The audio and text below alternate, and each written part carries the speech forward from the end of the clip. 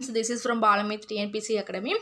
So group 4க்கான free test batch வந்து போய்கிட்டு இருக்குது. ஸோ எப்படி ஜாயின் பண்ணுறதுன்னு சொல்லிட்டு நிறைய பேர் கேட்குறீங்க. புதுசாக வந்தவங்கலாம் பார்த்துட்டு எப்படி ஜாயின் பண்ணுறதுன்னு கேட்குறீங்க. ஸோ டெலிகிராம் இருந்தால் டெலிகிராமில் ஜாயின் பண்ணிக்கோங்க. சப்போஸ் டெலிகிராம் இல்லைனா யூடியூப்லேயே வந்து உங்களுக்கு கண்டினியூஸாக வீடியோ வரும். ஸோ நீங்கள் இதே வந்து இந்த யூடியூப் சேனலே வந்து நீங்கள் ஃபாலோ பண்ணிக்கலாம். சரிங்களா? டெஸ்ட் வந்து எப்படி நடக்கும்ன்ட்டு நிறைய பேர் கேட்குறீங்க. ஸோ டெஸ்ட்டு பார்த்தீங்கன்னா பிடிஎஃப் மெத்தட் தான். ஸோ ஞாயிற்றுக்கிழமை வந்து பார்த்தீங்கன்னா உங்களுக்கு காலையில் கொஸ்டின் பேப்பர் வந்துடும். சாயந்தரம் வந்து பார்த்தீங்கன்னா அதுக்கான ஆன்சர் கீ வந்துடும். ஓஎம்ஆர் ஷீட்டை வந்து நீங்கள் பிரிண்ட் எடுத்து வச்சுக்கிட்டு அதுக்கான கொஸ்டின் பேப்பரை வந்து நீங்கள் பார்த்து ஷேர் பண்ணி ஆன்சர் வந்ததுக்கப்புறம் எவ்வளோ கரெக்டாக போட்டிருக்கீங்கன்ட்டு செக் பண்ணிக்கோங்க. செக் பண்ணிட்டு நீங்கள் வந்து கமெண்ட் பாக்ஸில் வந்து திங்கக்கிழமை வந்து கமெண்ட் பாக்ஸில் 200க்கு இத்தனை கொஸ்டின் கரெக்டாக எழுதியிருக்கேன் அப்படின்னு சொல்லிட்டு பாருங்கள். ஸோ சிலபஸ் வந்து நம்ம வந்து ஸ்கூல் புக்ஸ் வைஸ் முடிக்கிறனால 2 months தான் போட்டிருக்கோம். ஸோ 60 நாள் ஸ்டடி பிளான்றனால கொஞ்சம் வந்து அதிகமாக தான் இருக்குது. ஸோ முடிஞ்சளவு எவ்வளோ முடியுமோ அந்த அளவுக்கு வந்து சீக்கிரம் முடிக்க பாருங்கள். சரிங்களா? ஸோ இந்த வாரம் வந்து கொஞ்சம் டெக்னிக்கல் இஷ்யூஸ்னால வந்து வீடியோ வந்து சரியாக கொடுக்க முடியல. அதனால தான் பாலிட்டியும் ஹிஸ்ட்ரியும் பார்த்தீங்கன்னா உங்களுக்கு வந்து ஹைலைட் பண்ணி கொடுத்துருந்தேன். சரிங்களா? அந்த ஒரு வாரம் மட்டும் அதை ஹைலைட் பண்ணதை வச்சு படித்து கொஞ்சம் அட்ஜஸ்ட் பண்ணிக்கோங்க. சரிங்களா? நெக்ஸ்ட் வீக்லேருந்து பார்த்தீங்கன்னா உங்களுக்கு கண்டிப்பாக எல்லாமே நான் நோட்ஸே கொடுக்குறேன். சரிங்களா? ஸோ அந்த 2 கிளாஸ் மட்டும் கொஞ்சம் அட்ஜஸ்ட் பண்ணிக்கோங்க. சரிங்களா? ஸோ அட்ஜஸ்ட் பண்ணி முடிஞ்ச வரைக்கும் படிங்க. ஸோ நம்ம இது இல்லாமல் பார்த்தீங்கன்னா நம்ம சிலபஸ் வைஸ் படிக்கும் போது பாலிட்டிலாம் பார்த்தீங்கன்னா இப்போ ஸ்கூல் புக் வைஸ் நான் நோட்ஸ் கொடுக்கணும்னா லைன் பை லைன் தான் எடுக்கணும். ஏன்னா பாலிட்டி வந்து லைன் பை லைன் ரொம்ப முக்கியம். சரிங்களா? அதனால் லைன் பை லைன் தான் எடுக்கணும். அதனால் ரொம்ப டிலே ஆகும். சரிங்களா? அதனால் நம்ம ஸ்கூல் புக்ஸ் வைஸ் படிக்கும்போது நம்ம பார்த்திங்கன்னா லைன் பை லைன் தான் நம்ம படிக்க போகிறோம். சரிங்களா? பேசிக்லேருந்து நம்ம பார்க்க போகிறோம். அதனால் அந்த 1 வீக் மட்டும் கொஞ்சம் அட்ஜஸ்ட் பண்ணிக்கோங்க. அந்த 2 வீடியோ மட்டும் கொஞ்சம் புக்கில் ஹைலைட் பண்ணதை வச்சு படிக்க பாருங்கள். சரிங்களா? நிறைய பேர் வந்து ஹவுஸ் ஒய்ஃப் வேலைக்கு போகிறவங்கலாம் பார்த்தீங்கன்னா எங்களுக்கு நோட்ஸ் எடுக்க டைம் இல்லை, ஸோ நோட்ஸ் கொடுங்கன்னு சொல்லி கேட்குறீங்க. ஸோ அவங்களுக்காண்டி தான் அந்த நோட்ஸ் வந்து நான் ரெடி பண்ணியிருக்கேன். சரிங்களா? நீங்கள் வந்து இதை அப்படியே பார்த்து நீங்கள் படித்தாலும் சரி, இல்லை பிடிஎஃப் பிரிண்ட் அவுட் எடுத்து வச்சு நீங்கள் படிச்சுக்கிட்டாலும் சரி, உங்களுக்கு வந்து இது ஈஸியாக இருக்கும். சரிங்களா? ஸோ இப்போ இன்றைக்கானது என்னென்னு பார்த்தீங்கன்னா, ஸோ தமிழ் வீடியோ வந்து நெக்ஸ்ட்டு வந்துடும். சரிங்களா? எடுத்து வச்சுட்டு நான் போடுறது மட்டும்தான். ஸோ நெக்ஸ்ட்டு வந்துடும் தமிழ் வீடியோவும். So don't worry. சரிங்களா? ஸோ இப்போ பார்த்தீங்கன்னா ஜாகிரஃபி தான். ஜாகிரஃபி இந்த இன்றைக்கி வந்து டே 4ல் வந்து கொடுத்துருக்கோம். சரிங்களா? என்ன கொடுத்துருக்கோம்னா 10th ஜாகிரஃபி. அந்த 10th இருக்க 7 லெசன் படித்தாலே நீங்கள் ஜாகிரஃபியில் வந்து முடித்த மாதிரி தான். சரிங்களா? ஜாகிரஃபியில் 8 கொஸ்டின் கேட்குறாங்கன்னா அதில் 7 கொஸ்டின் 10th ஜாகிரஃபிலேருந்தே வந்துடும். சரிங்களா? அதனால் ஜாகிரஃபிக்கு நம்ம எங்கேயுமே போக தேவையில்லை. 10th ஜாகிரஃபி மட்டும் படித்தாலே போதும். சரிங்களா? ஸோ பார்க்கலாமா? 10th ஜாகிரஃபி ஃபர்ஸ்ட் லெசன் என்னென்னு பாருங்கள். இந்திய அமைவிடம், நிலத்தோற்றம் மற்றும் வடிகால் அமைப்பு. ஸோ இந்த லெசனில் வந்து என்ன நம்ம பார்க்க போகிறோன்றதை ஃபஸ்ட்டு இன்ட்ரோ மாதிரி கொடுத்துட்றேன். சரிங்களா? ஸோ ஃபஸ்ட்டு பார்த்தீங்கன்னா இந்தியாவோட அமைவிடம் எப்படி இருக்குது, அதோட பரப்பளவு எப்படி இருக்குது, அதோட எல்லைகள் எப்படி இருக்குது, இதை பற்றி தான் நம்ம ஃபஸ்ட்டு பார்ட்டில் பார்க்க போகிறோம். இதுவே பார்ட் 3 3 வரைக்கும் வரும். சரிங்களா? 3 4 வரைக்கும் கூட வரும். சரிங்களா? ஃபஸ்ட்டு பார்ட்டில் வந்து நம்ம இதை பற்றி தான் பார்க்க போகிறோம். செகண்ட் பார்ட்டில் பார்த்தீங்கன்னா இந்தியாவின் இயற்கை அமைப்புகளை பற்றி பார்ப்போம். அதாவது இந்தியாவோட இயற்கை அமைப்பில் எத்தனை 5 வகையாக பிரிச்சிருப்பாங்க. சரிங்களா? என்னதுன்னா இமயமலைகள், சமவெளிகள், பீடபூமிகள், கடற்கரை சமவெளிகள், தீவுகள்னு சொல்லிட்டு 5ஆக பிரிச்சிருப்பாங்க. சரிங்களா? ஸோ செகண்ட் பார்ட்டில் வந்து அதை பற்றி பார்ப்போம். கடைசி பார்ட்டில் என்னென்னா வடிகால் அமைப்புன்றதை பற்றி பார்க்கலாம். சரிங்களா? ஸோ 3 பார்ட்டில் வந்து இந்த இது வந்து முடிஞ்சிடும். சரிங்களா? மேக்ஸிமம் இன்னைக்குள்ள நான் கொடுக்க பார்க்குறேன். சரிங்களா? நீங்களும் வந்து படிச்சிருங்க. ஸோ பாலிட்டி வந்து படிக்காதவங்க ஸோ அந்த வீடியோவை பார்த்து முடிஞ்ச அளவுக்கு படிக்க பாருங்கள். சரிங்களா? ரொம்ப ரொம்ப முக்கியமான லெசன். என்னது இந்திய அரசியலமைப்பு, சிந்து சமவெளி நாகரிகமும். ஸோ அதனால தான் இவ்வளோ நாள் கேப் உங்களுக்கு இருந்துச்சு. சரிங்களா? ஸோ நான் கொடுத்ததே லேட்டாக தான் கொடுத்துருக்கேன். ஸோ தொடர்ந்து படிக்க ஆரம்பிங்க. சரிங்களா? முடிஞ்ச அளவுக்கு ஞாயிற்றுக்கிழமை டெஸ்ட்டு எழுதுங்க. ஸோ நம்ம இந்த தடவை கொஞ்சம் லேட்டாக தான் ஆரம்பித்த மாதிரி இருக்குது. சரிங்களா? கொஞ்சம் லேட்டாக தான் வீடியோஸ் போடுறேன். ஸோ நெக்ஸ்ட் வீக்கில் வந்து உங்களுக்கு காலையிலேயே வந்து எல்லா வீடியோவுமே வந்துடும். சரிங்களா? முதல் நாளே எல்லாமே ரெடி பண்ணி வச்சுட்டு காலையிலேயே கொடுத்துறேன். ஸோ இந்த 1 வீக் மட்டும் அட்ஜஸ்ட் பண்ணிக்கோங்க. சரிங்களா? ஸோ இப்போ வீடியோக்குள்ளே போகலாமா? ஸோ ஃபஸ்ட்டு அறிமுகம் பார்க்கலாம். ஸோ பார்த்திங்கன்னா இந்தியாவோட பரப்பளவு பார்த்திங்கன்னா உலகத்திலேயே 7வது பெரிய நாடாகவும், ஆசியா கண்டத்தில் பார்த்திங்கன்னா 2வது பெரிய நாடாகவும் இருக்குது. சரிங்களா? ஸோ இதோட இந்திய நிலப்பரப்பு பாருங்கள் எவ்வளோ இருக்குன்னு. ரொம்ப முக்கியமான லெசன்ஸ். சரிங்களா? இதிலிருந்தே 4 கொஸ்டின்ஸ் வந்துடும். ஸோ பார்க்கலாமா? இந்தியாவோட நிலப்பரப்பு பார்த்திங்கன்னா 32,87,263 சதுர கிலோமீட்டர் இருக்குது. சரிங்களா? இது புவியில் மொத்த பரப்பளவில் பார்த்திங்கன்னா 2.4% பார்த்திங்கன்னா இந்தியாவே ஆக்கிரமிச்சிருச்சு. சரிங்களா? ஸோ இப்போ அடுத்த பாயிண்ட் பார்க்கலாமா? அடுத்து பாருங்கள் இந்தியாவின் நிலம் மற்றும் நீர் எல்லைகள். ஸோ இந்தியாவோட நிலம் மற்றும் நீர் எல்லைகளை பாருங்கள். இந்தியா வந்து 15,200 கிலோமீட்டர் பார்த்திங்கன்னா நில எல்லைகளை வந்து கொண்டுள்ளதான். சரிங்களா? இது வந்து வடமேற்கில் பார்த்திங்கன்னா எந்த நாட்டோட நில எல்லைகளை பகிர்ந்துருக்குன்னா பாகிஸ்தான், ஆப்கானிஸ்தான். வடக்கில் பார்த்திங்கன்னா சீனா, நேபாளம், பூடான். கிழக்கில் பார்த்திங்கன்னா வங்காளதேசம், மியான்மர். ஸோ அடுத்து இந்தியா பார்த்தீங்கன்னா இதெல்லாம் அப்படியே பொறுத்துக்களை கொடுத்து கூட மாற்றி மாற்றி கேட்கலாம். ஸோ எப்படி வேணாலும் கேட்கலாம் சரிங்களா. மேக்ஸிமம் கூற்று காரணம் வந்து அதிகமாக கேட்பாங்க சரிங்களா. அடுத்து பாருங்கள், இந்தியா வந்து அதிகபட்சமாக யாரோட வந்து நிலத்தை பகிர்ந்துருக்குதுன்னா வங்காளதேசத்துடன். எவ்வளோனா 4156 கிலோமீட்டர் வந்து பகிர்ந்துருக்குது. குறுகிய எல்லை பார்த்தீங்கன்னா ஆப்கானிஸ்தானோட பகிர்ந்துருக்குது சரிங்களா. ஸோ எவ்வளோனா 106 கிலோமீட்டர் சரிங்களா. அந்த அளவெல்லாம் ரொம்ப முக்கியம் சரிங்களா, படிச்சுக்கோங்க. அடுத்து பாருங்கள், இந்தியா வந்து தெற்கில் பார்த்தீங்கன்னா இந்திய பெருங்கடலாலும், கிழக்கில் பார்த்தீங்கன்னா வங்காள விரிகுடாவாலும், மேற்கில் பார்த்தீங்கன்னா அரபிக்கடலாலும் சூழப்பட்டு ஸோ எவ்வளோனா 6100 கிலோமீட்டர் வந்து நீளமுடைய நீண்ட கடற்கரையை வந்து சுற்றிலும் 3 பக்கங்களாலும் வந்து சூழ்ந்து இருக்குது சரிங்களா. ஸோ அடுத்து இந்திய கடற்கரையின் மொத்த நீளம் மற்றும் தீவு கூட்டங்களையும் சேர்த்து சரிங்களா, தீவு கூட்டங்களையும் சேர்த்து தான், தீவு கூட்டங்கள் இல்லாமல் கிடையாது.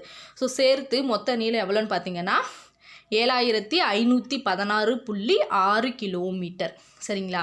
அடுத்து பாருங்கள், இந்தியாவையும் இலங்கையும் பிரிக்கும் குறுகிய ஆழமற்ற கடல் பகுதிக்கு என்ன பேருன்னு கேட்கலாம். பாக்நீர் சந்தி. ஸோ இது ஏற்கனவே குரூப் 4 கேட்ட கொஸ்டின்ஸ் சரிங்களா. இந்தியாவையும் இலங்கையையும் பிரிக்கும் குறுகிய ஆழமற்ற கடல் பகுதி எதுன்னு பார்த்தீங்கன்னா இந்த பாக்நீர் சந்தி தான். ஸோ அடுத்து பார்க்கலாமா, இந்தியா ஒரு துணைக்கண்டம். ஸோ இந்தியான்றது என்னது, ஒரு துணைக்கண்டம். ஸோ கேட்கலாம், இந்தியா வந்து கண்டமாக துணைக்கண்டமான்னு சொல்லி கேட்கலாம். ஏன் அதை துணைக்கண்டம்னு சொல்கிறாங்க, ஸோ அவங்க கொடுத்துருக்காங்க பாருங்கள். பாகிஸ்தான், மியான்மர், வங்காளதேசம், நேபாளம், பூடான் மற்றும் இலங்கை ஆகிய நாடுகளுடன் இணைந்து இந்தியா ஒரு துணைக்கண்டம் என்று அழைக்கப்படுகிறது சரிங்களா. ஸோ அதுக்கான ரீசன் கொடுத்துருக்காங்க பாருங்கள். இது அப்படியே கூற்று காரணமாக கொடுத்து கேட்கலாம் சரிங்களா. இயற்கை நில அமைப்பு, காலநிலை, இயற்கை தாவரம், கனிமங்கள் மற்றும் மனித வளங்கள் போன்றவற்றில் ஒரு கண்டத்தில் காணப்படக்கூடிய வேறுபாடுகளை கொண்டுள்ளதால் இந்தியா வந்து ஒரு துணைக்கண்டம்னு சொல்கிறாங்க சரிங்களா. அடுத்து பாருங்கள், அமைவிடமும் பரப்பளவும். ஸோ அமைவிடமும் பரப்பளவும், இந்தியாவோட அமைவிடம் பரப்பளவும் எவ்வளோ இருக்குன்னு பார்க்கலாமா. ஸோ இந்தியா பார்த்தீங்கன்னா வட அச்சம் எதில் வரைக்கும் பார்த்தீங்கன்னா 8 டிகிரி 4 டேஸ்லேருந்து 37 டிகிரி 6 டேஸ் வரைக்கும் வட அச்சம் வந்து பரவியுள்ளது சரிங்களா.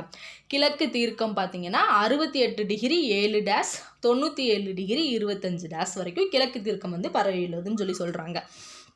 அடுத்து பாருங்கள், அச்சதீர்க்க பரவல் படி இந்தியா முழுமையும் பார்த்தீங்கன்னா வடகிழக்கு அரைக்கோளத்தில் வந்து அமைந்துள்ளது சரிங்களா. இந்தியாவின் தென்கோடி பகுதியான, அதாவது இந்தியாவில் பார்த்தீங்கன்னா தென்கோடி பகுதி எதுன்னு பார்த்தீங்கன்னா கன்னியாகுமரி சரிங்களா. ஸோ அதாவது நம்ம இருக்க நாடு சரிங்களா. இந்தியாவின் தென்கோடி பகுதியான முன்பு பிக் மில்லியன், அதாவது முன்னாடி இப்படியா சொல்லியிருக்காங்கன்னா பிக் மில்லியன் சொல்லியிருக்காங்க. பிக் மில்லியன் என்று அழைக்கப்பட்ட இந்திரா முனைனாலும் பிக் மில்லியனாலும் ஒன்று தான் சரிங்களா. எவ்வளோனா 6 டிகிரி 45 வட அச்சத்தில் வந்து அந்தமான் நிக்கோபார் தீவு கூட்டத்தில் வந்து அமைந்துள்ளது. அந்தமான் நிக்கோபார் எங்கிட்ட இருக்குது, அதுவும் வந்து தெற்காக தான் இருக்குது. ஸோ நம்ம தமிழ்நாடு எங்கே இருக்குது, தெற்காக தான் இருக்குது சரிங்களா. ஸோ இந்தியாவின் தென்கோடி பகுதியான முன்பு பிக் மில்லியன் என்று அழைக்கப்பட்ட இந்திரா முனை, அதாவது தென்கோடி பகுதியை இந்திரா முனைன்னு சொல்லுவாங்க. அதே மாதிரி வடமுனையை வந்து என்னன்னு பாருங்கள், இந்தியாவின் அதாவது இங்கே பாருங்கள் தென்கோடி பகுதியை தென்குமரி, அதாவது இந்திரா முனைன்னு சொல்லுவாங்க, குமரி முனைன்னு சொல்லுவாங்க சரிங்களா. வடமுனை என்ன சொல்லுவாங்கன்னா இந்திரா கோளுன்னு சொல்லுவாங்க சரிங்களா. ஸோ தென்பகுதியை இந்திரா முனைன்னு சொல்லுவாங்க. முனைனாலே கன்னியாகுமரி அந்த மாதிரி ஞாபகம் வச்சுக்கோங்க சரியா. குமரி முனை, கன்னியாகுமரி ஞாபகம் வச்சுக்கோங்க. வடமுனைனா பார்த்தீங்கன்னா இந்திரா கோள் சரிங்களா.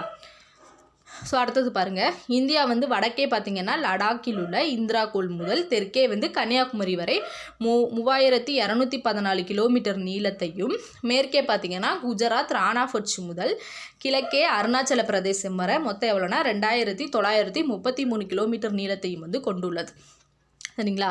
அதுக்கடுத்து பாருங்கள், 23 டிகிரி 30 டேஸ் வட அச்சமான கடகரேகை பார்த்திங்கன்னா இந்தியாவின் மையமாக அமைந்து எப்படின்னா தென்பகுதி வந்து வெப்பமண்டலமாகவும் வடபகுதி எப்படின்னா மித வெப்பமண்டலமாகவும் வந்து 2ஆக பிரிக்குதுன்னு சொல்கிறாங்க. அடுத்து பாருங்கள், இந்தியாவில் வந்து மொத்தம் 28 மாநிலங்களாகவும் 9 யூனியன் பிரதேசங்களாகவும் பிரிச்சிருக்காங்க சரிங்களா. அடுத்து பாருங்கள், இந்திய திட்டம் நேரம் பாருங்கள், மேற்கில் வந்து குஜராத்தும் கிழக்கில் வந்து அருணாச்சல பிரதேசம் வரை இந்தியா ஏறத்தாழ பார்த்தீங்கன்னா 30 தீர்க்கக்கோடுகளை வந்து கொண்டுள்ளது சரிங்களா. மொத்தம் எத்தனை தீர்க்கக்கோடுகள், 30 தீர்க்கக்கோடுகள். கொஸ்டின் கேட்கலாம் சரிங்களா. இந்தியாவின் கிழக்கில் உள்ள அருணாச்சல பிரதேசத்தில் மேற்கில் உள்ள குஜராத்தை காட்டிலும் 2 மணி நேரம் வந்து முன்னதாகவே சூரியன் உதிக்குதான். எங்கே அருணாச்சல பிரதேசத்தில் மேற்கில் உள்ள குஜராத்தை காட்டிலும் சரிங்களா. குஜராத்தை காட்டிலும் அருணாச்சல பிரதேசத்தில் 2 மணி நேரம் வந்து சூரியன் முன்னதாகவே உதிக்குது சரிங்களா. இந்த நேர வேறுபாட்டை வந்து தவிர்ப்பதற்காகத்தான் இந்தியாவில் வந்து மத்திய தீர்க்க ரேகையான 80 டிகிரி 30' கிழக்கு தீர்க்க ரேகையின் தலா நேரம் வந்து தான் என்னது இந்திய திட்ட நேரமாக வந்து எடுத்துக்கொள்ளப்படுது. ஸோ இந்திய திட்ட நேரம் என்னன்னு சொல்லி கேட்கலாம். என்னது 80 டிகிரி 30' சரிங்களா. அதுக்கடுத்து தீர்க்க ரேகை பார்த்தீங்கன்னா எது வழியாக செல்லுதுன்னா மிர்சாப்பூர் அலகாபாத் வழியாக தான் செல்லுது. அதாவது மிர்சாப்பூர் அலகாபாத் சரிங்களா. அது ரெண்டும் ஒன்று தான். ஸோ மிர்சாப்பூர்ன்ற அலகாபாத் வழியாக தான் செல்லுதுன்னு சொல்லி சொல்கிறாங்க சரிங்களா. இந்திய திட்ட நேரமானது கிரீன்விச் திட்ட நேரத்தை விட பார்த்தீங்கன்னா 5 மணி 30 நிமிடம் வந்து முன்னதாக 5 மணி 30 நிமிடம் வந்து உள்ளது. இந்திய திட்ட நேரமானது கிரீன்விச் திட்ட நேரத்தை விட எவ்வளோ 5 மணி 30 நிமிடம் உள்ளது சரிங்களா, முன்னதாக உள்ளது. அடுத்து பாருங்கள், ரொம்ப முக்கியமானது, உங்களுக்கு தெரியுமா பாக்ஸ் கொஸ்டின். ஆந்திர பிரதேசத்தின் தலைநகரம் என்னன்னு பார்த்தீங்கன்னா அமராவதி நகர் சரிங்களா. அதுக்கு முன்னாடி வந்து பிரிச்சிருக்காங்க, என்னது அமராவதின்னு பிரிச்சிருக்காங்க. அதுக்கு முன்னாடி என்ன பார்த்தீங்கன்னா என்ன இருந்துச்சுன்னா ஆந்திர பிரதேசத்தோட தலைநகர் தெலுங்கானாவாக இருந்துச்சு. ஆந்திர பிரதேசத்துக்கு மட்டும் இல்லை, ஹைதராபாத்துக்கும் ஆந்திர பிரதேசத்துக்கு ரெண்டுக்குமே சேர்த்து தெலுங்கானா தான் இருந்துச்சு. ஸோ 2020 ஆந்திர பிரதேச மறுசீரமைப்பு சட்டத்தின்படி 2024 வரை பார்த்தீங்கன்னா என்னென்னா ஹைதராபாத் மற்றும் ஆந்திர பிரதேசம் வந்து தெலுங்கானா மாநிலங்களின் தலைநகராக இருக்கும்னு சொல்லியிருக்காங்க. ஆனால் இப்போ வந்து என்ன பிரிச்சிருக்காங்கன்னா ஆந்திர பிரதேசத்தின் தலைநகரம் அமராவதின்னு சொல்லி பிரிச்சிருக்காங்க. ஸோ கொஸ்டின் ஏற்கனவே இது வந்து கேட்டிருக்காங்க, ஆந்திர பிரதேசத்தின் தலைநகர் என்னது, அமராவதி சரிங்களா. ஸோ ரொம்ப முக்கியமான கொஸ்டின்ஸ் பாருங்கள். அடுத்து பாருங்கள், இது வந்து ஒரு பாக்ஸில் கொடுத்துருப்பாங்க. ஸோ இப்படி கூட கொஸ்டின் கேட்கலாம். இந்தியாவின் மிகப்பெரிய மாநிலம் எதுன்னு சொல்லி கேட்கலாம். இந்தியாவில் உள்ள அதாவது அளவுகளில் மிகப்பெரிய மாநிலம் எதுன்னு கேட்டிங்கன்னா ராஜஸ்தான். மிகச்சிறிய மாநிலம் எதுன்னு கேட்டிங்கன்னா கோவா. அதாவது புக்கில் எப்படி கேட்டிருப்பாங்கன்னா அதிக பரப்பளவு கொண்ட மாநிலம்னு சொல்லியிருப்பாங்க. அதிக பரப்பளவு இந்தியாவில் அதிக பரப்பளவு கொண்ட மாநிலம் எதுன்னு பார்த்தீங்கன்னா ராஜஸ்தான். குறைந்த பரப்பளவு உள்ள மாநிலம் எதுன்னு கேட்டிங்கன்னா கோவா. ஸோ இது வந்து அந்த பாக்ஸில் கொடுத்துருப்பாங்க சரிங்களா. இதுவும் வந்து டிஎன்பிசியில் கேட்ட கொஸ்டின்ஸ் தான் சரிங்களா. ஸோ ரொம்ப முக்கியமானது. ஸோ இப்போ நம்ம வந்து என்னென்னா ஃபஸ்ட்டு பார்ட் வந்து முடிச்சிட்டோம். ஸோ இதோட நோட்ஸும் நான் கொடுக்குறேன் சரிங்களா. ஸோ இந்த நோட்ஸ் வந்து யாருக்கு ஒர்க் போகிறவங்களுக்கு, ஹவுஸ் ஒய்ஃப்க்கு, ஸோ நோட்ஸே எடுக்க முடியாது, எனக்கு ஒரு நாளைக்கு 2 மணி நேரம் தான் டைம் கிடைக்குதுன்றவங்களுக்குலாம் இது வந்து ரொம்ப ரொம்ப யூஸ்ஃபுல்லாக இருக்கும் சரிங்களா. யாருமே வந்து நோட்ஸ் எல்லாம் உங்களுக்கு வந்து ஃப்ரீயாலாம் கொடுக்க மாட்டாங்க சரிங்களா. நான் எல்லாமே உங்களுக்கு ஃப்ரீயாக தான் கொடுக்குறேன் சரிங்களா. ஸோ ஸ்கிப் பண்ணாமல் நம்ம வீடியோ வந்து தொடர்ந்து பார்த்துக்கிட்டே இருங்க சரிங்களா. குரூப் 4 வரைக்குமே கண்டிப்பாக நம்மளோட பேட்ச் வந்து போய்கிட்டே இருக்கும் சரிங்களா. ஸோ சப்போஸ் குரூப் 4 வந்து முன்னதாகவே விட்டுட்டாங்கன்னா அதுக்கேற்ற மாதிரி நான் வந்து ஸ்கெடியூலை வந்து அலைன் பண்ணி தருவேன் சரிங்களா. ஸோ இந்த வீடியோ பிடிச்சிருந்தா லைக் பண்ணுங்கள், மறக்காமல் நம்ம சேனலை வந்து சப்ஸ்கிரைப் பண்ணுங்கள். நெக்ஸ்ட் வீடியோவில் பார்க்கலாம். இது உங்கள் பாலமித் டிஎன்பிசி அகாடமி.